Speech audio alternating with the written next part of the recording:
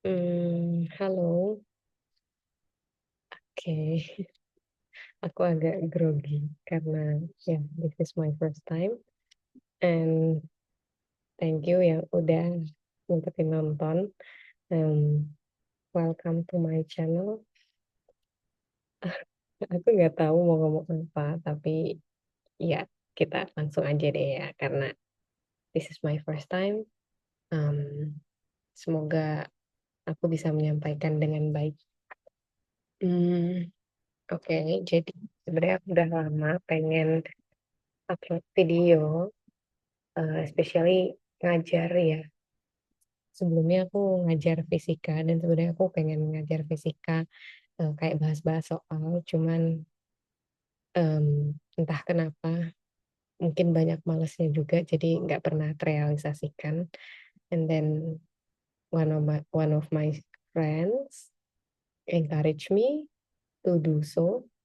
Ya, jadi aku lakuin ini. Thank you Cynthia yang udah encourage aku, untuk buat aku memberanikan diri. And tapi hari ini aku nggak akan bahas fisika karena it's been a long time aku nggak belajar fisika, mungkin like 5 years.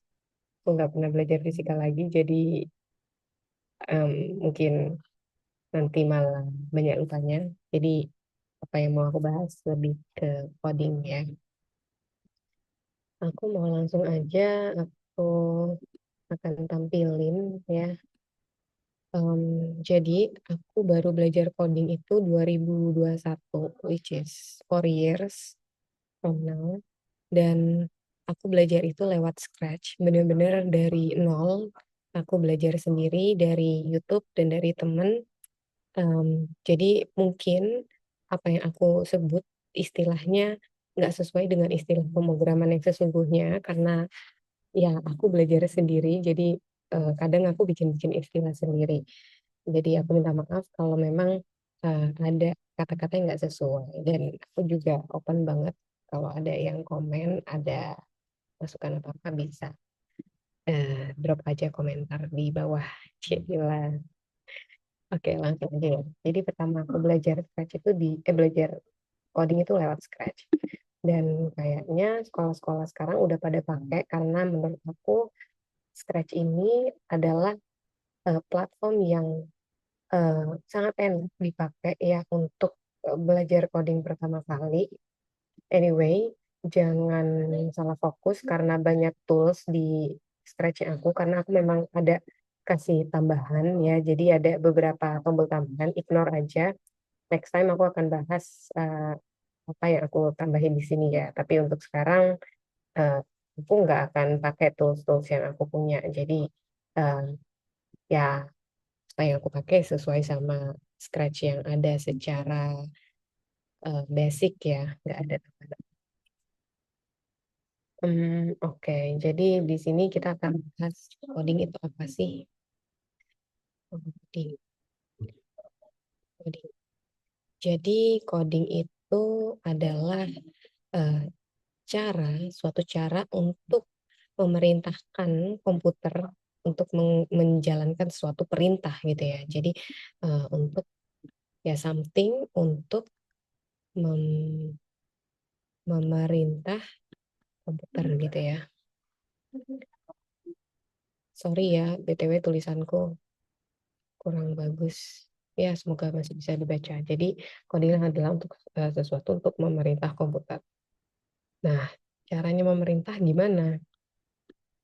Nah, jadi di sini untuk memberikan suatu perintah atau arahan ke komputer itu kita bisa pakai yang namanya blok kode ya. Sorry, maksudku kode ya. Kode itu bisa dalam beberapa bentuk. Kalau sekarang ada dua cara ya, ada blok dan teks. Kalau yang aku pakai di sini kita pakainya blok ya, yang di Scratch itu bentuknya blok gitu. Jadi bukan tulisan ketikan biasa, tapi blok-blok puzzle kayak gini. Nah, nanti kalau di yang lebih advance itu kita bisa pakai teks. Itu biasanya bisa pakai Python ya yang paling umum dipakai, atau mungkin JavaScript, atau ada beberapa bahasa lain bisa di search sendiri. Oke, kita mulai aja ya. Jadi di sini aku, punya si kucing ya. Nah aku mau, memberikan si kucing ini perintah untuk, bergerak gitu ya. Dan di sini, yang harus kita lakukan kalau di Scratch itu pasti dimulai dengan events dulu ya. Events itu apa sih? Events itu adalah, kapan dimulainya suatu perintah itu. Makanya kalau kita lihat di sini, events itu selalu diawali dengan kata when, ya. Ketika bendera hijau dipencet, ketika spasi dipencet, ketika sprite-nya diklik, dan lain-lain. Ya, jadi kapan sih perintah ini dijalankan? Nah, kalau nggak, events-nya itu tidak terjadi, ya maka kodenya juga nggak akan dijalankan gitu ya, perintah tadi juga nggak akan dijalankan. Jadi, di sini itu untuk mengatur kapan harusnya, perintah itu dijalankan. Oke, aku mau pakai bendera hijau aja deh ya. Ketika bendera hijau diklik, nanti kucingnya akan jalan ya, jalan sejauh 10 steps. Jadi steps ini itu, satuannya yang di Scratch ya. Jadi sebenarnya steps ini adalah pixel. Jadi jangan bayangin kucingnya bakal melangkah ya seperti ada animasinya gini, terus ini gini, ya ini misalnya kakinya gitu ya. Nah, terus habis itu, gini gini gitu, enggak ya. Kucingnya akan tetap karena kita nggak ada kasih animasi sama sekali, dia hanya bergerak maju sejauh 10 pixel. Jadi steps ini tuh sama aja kayak pixel ya. Kita lihat bendera hijau, ya dia maju 10 pixel. Ya kalau kita makin gede angkanya, ya dia akan berjalan makin jauh gitu. Nah, gitu 100 pixel. Dan dia jalannya ya bukan yang kayak tadi aku bilang ya, bukan yang kayak animasi tak tek tak tek tak tek gitu, enggak, tapi ya bener-bener seret, jalan maju gitu ya. Dan oh sorry, maksudku juga bukan seret gitu ya, tapi dia kayak teleport, lihat ya. Nah, kayak teleport. Jadi itu, dia itu, eee, majunya bukan yang kita bisa melihat movement-nya kayak seret gitu, enggak, tapi dia bener-bener teleport di 100 pixel ke depan gitu. Jadi 100 pixel misal segini, ya udah dia akan tahu-tahu udah nyampe sini gitu. Nah, terus kalau kita mau lihat movement-nya gimana, kayak seret gitu, itu kita pakainya glide namanya, gitu. Jadi misalnya nih aku tambahin, glide. Karena posisi kita sekarang ada di -170, aku mau bergerak sejauh 100 pixel, berarti di sini jadi 70, 100 aku hilang. Let's see. Nah, ini baru. Jadi, mmm, coding itu benar-benar sedetail itu ya. Perintah yang kita tulis itu ya yang akan dia jalankan. Kalau kita kasih perintahnya berpindah tempat sejauh 10 pixel, 100 pixel maksudnya, dia ya udah hanya berpindah aja dari satu titik A ke titik B yang berjarak 100 pixel ya. Jadi tek tek ke sini. Nah, tapi kalau perintah kita adalah kalau ini glide itu bahasa Indonesia meluncur ya, jadi dia akan seret gitu. Nah, itu dia baru akan terlihat pergerakannya. Dari A ke B itu kelihatan gerakannya. Jadi kalau yang move ini kayak teleport gitu. Jadi, mmm, apa ya, perlu diingat gitu ya kalau, mmm, coding itu benar-benar sedetail itu. Apa yang kita taruh perintahnya ya itu yang akan dijalankan. Kalau memang nggak sesuai, ya udah kita ganti gitu ya, gimana, sesuai sama apa yang kita mau. Terus taunya gimana kodenya? Kalau bentuknya blok kayak gini enak sih, bisa tinggal kita baca aja satu-satu, kita coba satu-satu. Cuman kalau teks itu kan agak sulit ya, karena nggak dikasih preview ya, apa aja kode yang bisa dipakai. Biasanya aku pakai Google aja, cari aja di Google gimana. Jangan pakai ChatGPT ya, aduh ChatGPT tuh ngerusak banget. Pokoknya jangan pakai ChatGPT ya, aku ChatGPT kita ban dulu ya ChatGPT. Kalau kita dari awal udah belajar pakai ChatGPT, aku jamin nggak akan paham sampai kapanpun juga gitu. Jadi jangan pakai ChatGPT. ChatGPT boleh pakai kalau kita memang udah paham gitu. Kalau dari awal baru belajar udah pakai ChatGPT, aduh hancur, nggak bakal paham ke depannya. Jadi ya udah kita ban dulu ya. Kita cari aja di Google gitu ya, how to move gitu ya, how to move character gradually in Roblox, sorry, maksudku Scratch. Scratch.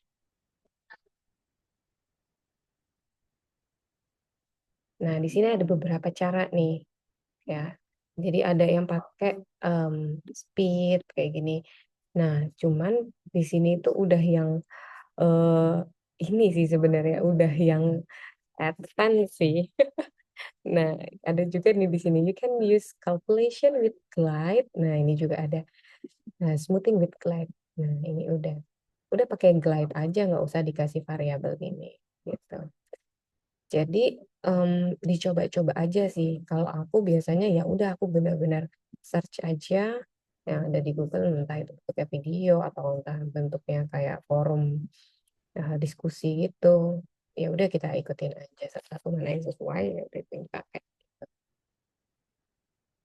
That's it. Itu tentang coding ya. Jadi coding adalah suatu cara kita untuk memberikan perintah kepada komputer. Dan itu akan dilakukan benar-benar seperti apa yang kita perintahkan gitu. And then di sini sedikit lagi aku mau buat biarin aja kita pakai glide aja deh ya. Kita pakai glide and then aku mau bilang something gitu ya, misalnya hello gitu ya. Jadi kita lihat, oh sorry, ini something. Nah di sini kalau pakai glide itu pasti membutuhkan nilai ya, titik akhirnya mau di mana gitu. Karena kita udah ada di min 70, ya udah dia nggak bergerak. Jadi yang harus kita lakukan di awal adalah atur posisi awalnya dulu. Posisi awalnya bisa kita kasih go to di sini. Aku mau buat dia di sini deh ya. Nah, di sini kita buat berapa ini? Min 167 ya. Min 167. Y-nya kita samain min 11. Ini berarti aku kurangin jadi min 67 ya. Di sini juga min 11. Kita tempel di sini. Jadi, nah gitu ya. Jadi perlu diingat juga ya, kode yang kita jalankan itu akan selalu dijalankan secara urut. Itu kita sebut dengan algoritma ya. Algoritma. Apa sih algoritma itu? Kita cari aja di Google deh ya. Apa itu algoritma? Biar aku nggak salah jelasin. Apa itu algoritma?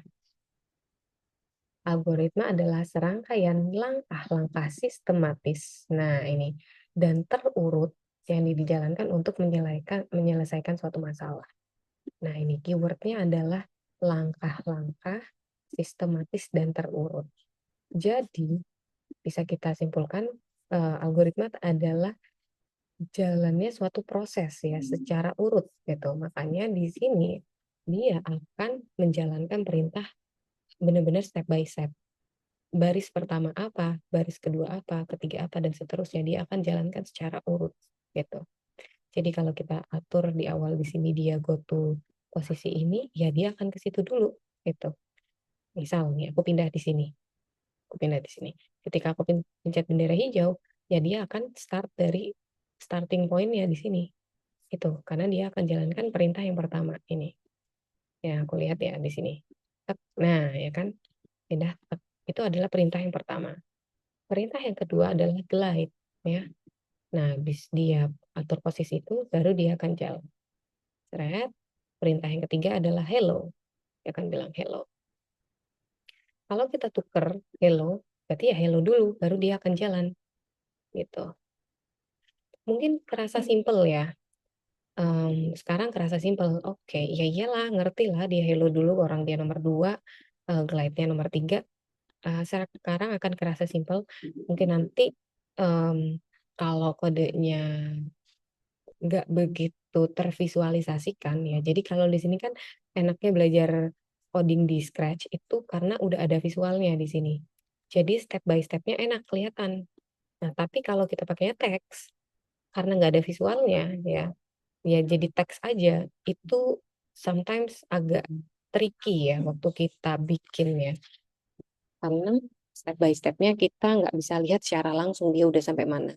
Kalau kita pakainya Visual Studio Code itu ada fitur yang bisa menjalankan step by step-nya. Jadi step yang pertama ya, baris pertama nanti hasilnya gimana, baris kedua gimana, dan seterusnya itu enak gitu. Tapi kalau nggak pakai itu mungkin agak challenging lah, apalagi kalau kita baru belajar. Tapi it's okay, nggak menyeramkan itu kok. Ya keep in mind aja kalau akan selalu dijalankan step by step gitu. Satu apa, dua apa, dan seterusnya. Oke. Jujur aku bikin video ini nggak ada plan sama sekali, maksudnya mau bahas apa. Jadi nextnya mungkin aku akan bikin lebih terstruktur kali ya, biar kayak ada rangkanya. Hmm, oke deh kali ya. Sementara itu dulu deh. Aku kasih tugas aja ya buat yang nonton ya. Udah kayak guru aja.